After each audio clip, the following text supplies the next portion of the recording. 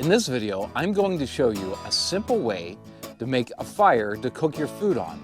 It's called a log cabin fire. The name says it all.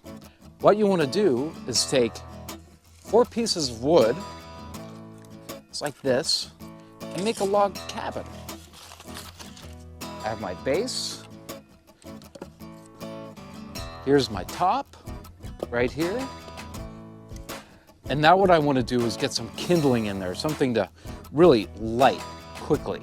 So I brought with me a bunch of pine needles and pine cones.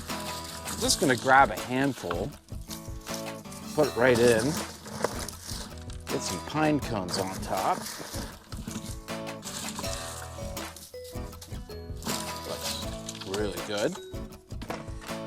And now I want to take some smaller pieces of wood and stack it over top, just like this. And this is really going to get the heat going. I think I might want to slip one right in the center here. And the little one's gonna light pretty quickly, and then everything's gonna come together very, very fast. I'm gonna take my lighter. Doesn't matter where you light it, just hit those pine needles down there. There we go. We're gonna let this fire go for about a half an hour. We want the wood to start breaking down and get nice and hot coals. We don't want to really cook over flame. We want a nice even spread of coals. As you can see, it's only been like 3 minutes, and this fire is really cooking already. It is looking great. Not gonna take very long to get some nice coals to make dinner.